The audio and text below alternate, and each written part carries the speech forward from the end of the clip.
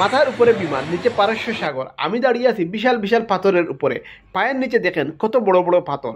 এখানে একটি বিশেষ সৌন্দর্য আছে, তা পরে দেখেন। তার আগে দেখেন কি স্বচ্ছ পানি থই থই করতেছে, তাতে হাত না ভিজালে কি চলে? যেহেতু এটি একটি সাগর, সাগরের পানি আপনারা জানেন নুনা পানি হয়ে থাকে, তাই নুনা পানি অযথা গায়ে না লাগানোই ভালো যদি আপনার কাছে মিঠা পানি না থাকে। এ কারণে চলুন পানি থেকে উঠে যাই। এখানে বিশাল বিশাল পাথর দিয়ে সাগরের পানি কন্ট্রোল করা হয়েছে, কিন্তু হাঁটার সময় কেয়ারফুলি হাঁটতে হবে, কারণ হচ্ছে পাথরের নিচে দেখেন কত বড় বড় গর্ত রয়েছে। এই গর্তগুলো কত গহীন। এই গর্তগুলোর মধ্যে যদি আপনার জরুরি কোনো জিনিস পড়ে যায় তখন কিন্তু রিকভার করা খুবই টাফ। আসেন আপনাদেরকে আমি খুব কাছ থেকে গর্তগুলোর ভিতরে দেখাই। দেখেন কত গহীন গর্ত। আর যেহেতু গর্তগুলো পাথরের, তাই নিচ থেকে কোনো কিছু কিন্তু রিকভার করা খুবই টাফ হবে। দেখেন কত গহীন গর্ত। গর্তের সম্পূর্ণ নিচ ক্লিয়ার দেখা যাইতেছে না, অন্ধকার লাগতেছে নিচ। দেখেন কত বড় বড় গর্ত।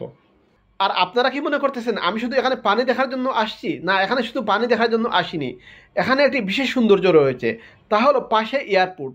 তাই কিছু সময় পর পর এখান দিয়ে বিমান উঠানামা করে, খুব কাছ থেকে দেখা যায়। এই উপরে দেখতেছেন, দেখেন এই মুহূর্তে আমার মাথার উপর দিয়ে বিমান ল্যান্ড করতেছে। এই পাশেই হলো এয়ারপোর্ট, আর ওদিকে দেখতে পাচ্ছেন হাইওয়ে। হাইওয়ের পাশে দিয়ে রয়েছে অন্যান্য সিটিগুলো।